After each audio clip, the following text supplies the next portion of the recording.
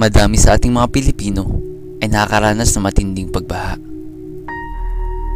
Ngunit, paano ang pagbahang ito ay maging permanente? Ito ang Artex. Isang maliit na residential compound sa Panghulo, Malabon.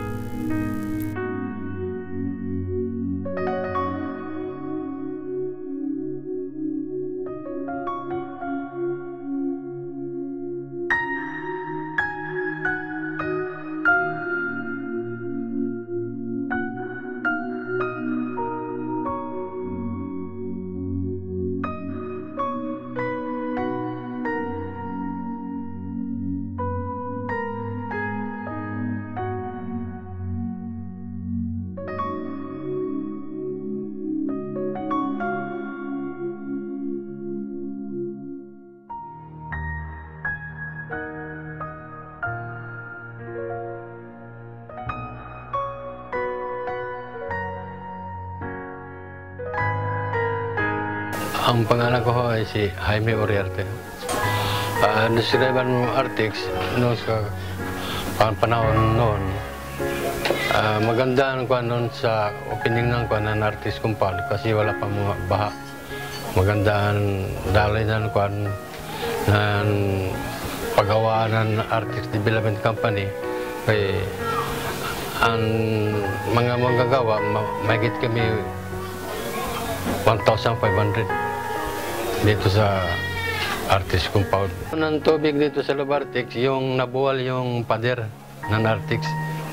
Ay surrounding na sa paligid puro palisdaan. So, yung bagyo noon, 1989, yung nabuwal ng yung pader ng bagyo.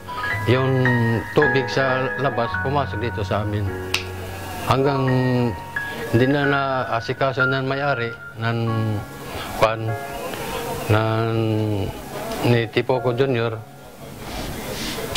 Hanggang hindi na siya na-develop yung ila pagawaan sa Artex.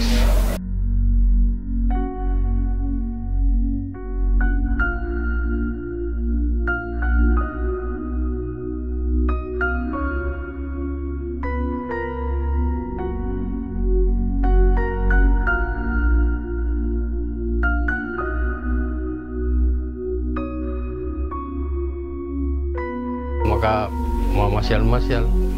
Kasi pag mamasyal ka, sakay ka ng bangka. Ay kung wala kang bangka, hindi ka makamasyal. Dito ka lang sa bahay, standby. Yan ang magkaiba kaysa noon sa ngayon.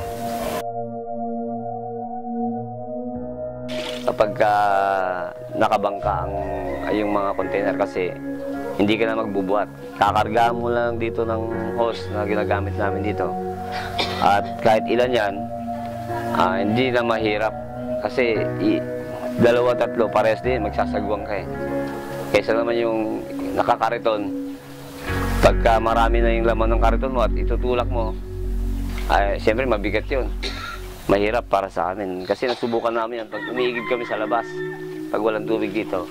Minsan nagkakariton kami o sinasakay sa dipadyak bago namin isalin dito sa bangka para iuwi ng bahay. So, edi ganitong sistema, sanay na kami.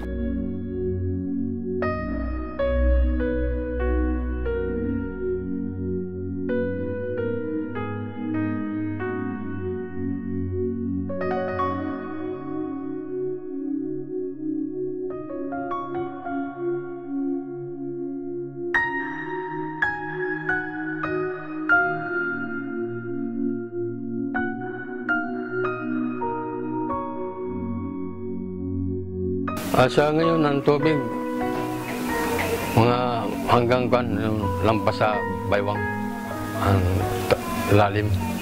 Okay.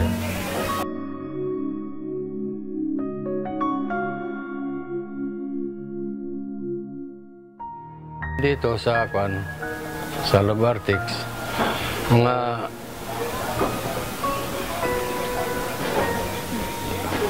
14 feet pagtaas. 14 feet.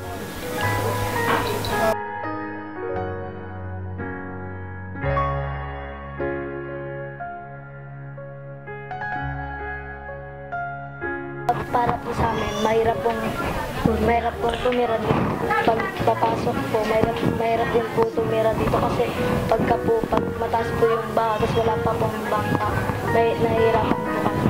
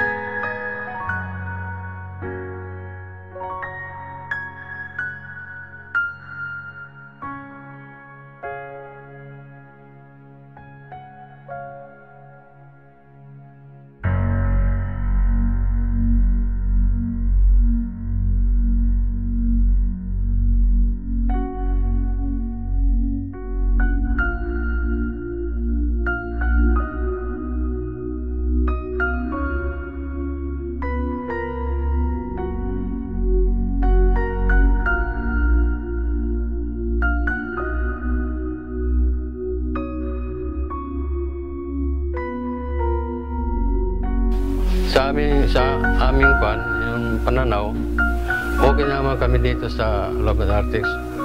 Kasi wala naman kaming kwan sa mayari, hindi naman kami pinalis.